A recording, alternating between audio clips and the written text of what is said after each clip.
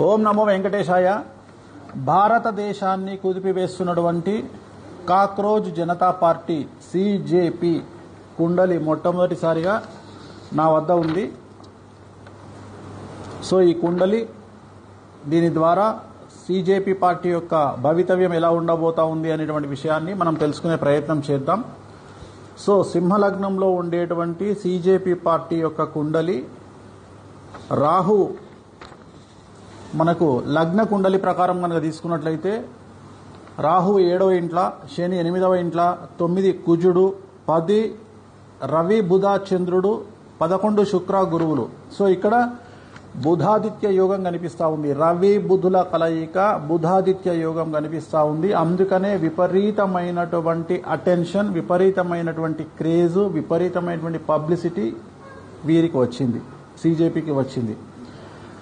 So కాలసర్ప సహిత పూర్తి సంపూర్ణ కాలసర్ప సహిత రాజయోగంలో కనిపిస్తున్నటువంటి పార్టీ ఇది.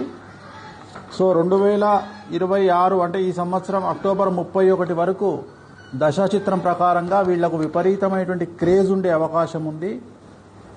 సో తదుపరి మరి ఒక రకమైనటువంటి క్రేజ్ వీళ్లకు వచ్చేటువంటి అవకాశం కనిపిస్తూ ఉంది.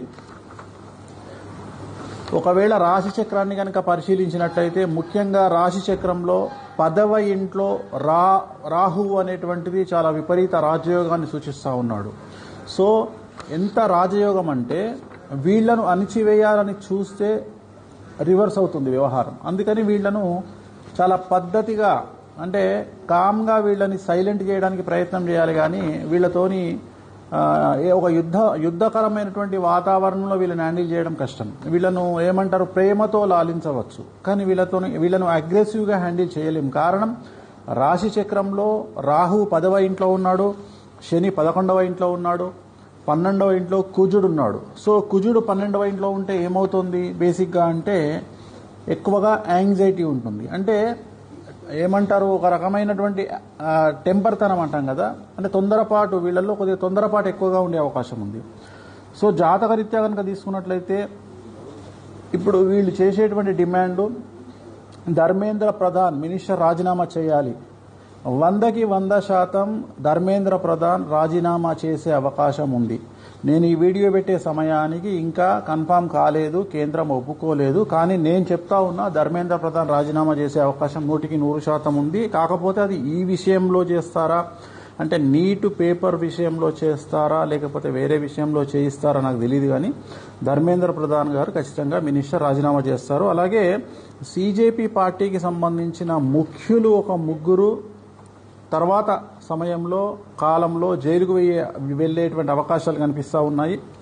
అలాగే ఈ పార్టీని కనుక తీసుకున్నట్లయితే ఈ సిజేపీ అనేటువంటి వ్యవస్థకు సంబంధించి ధర్మానికి, హిందూ ధర్మానికి, హిందూ శాస్త్రానికి కొద్దిగా వ్యతిరేకమైనటువంటి దిశలో వీళ్ళు వెళ్ళేటువంటి అవకాశం ఉంది. అంటే వీళ్ళు ధర్మము అనేటువంటి మాట పట్టించుకోకుండా కొద్దిగా డిఫరెంట్ స్టైల్లో వెళ్ళే అవకాశం ఉంది.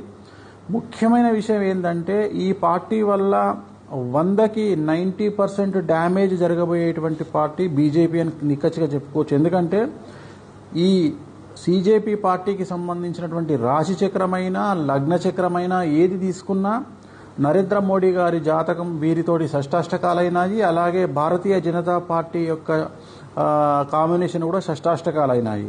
సో దీనివల్ల చాలా ఎక్కువగా బీజేపీ పార్టీకి మాత్రమే సమస్యలు వచ్చేటువంటి అవకాశం ఉంది.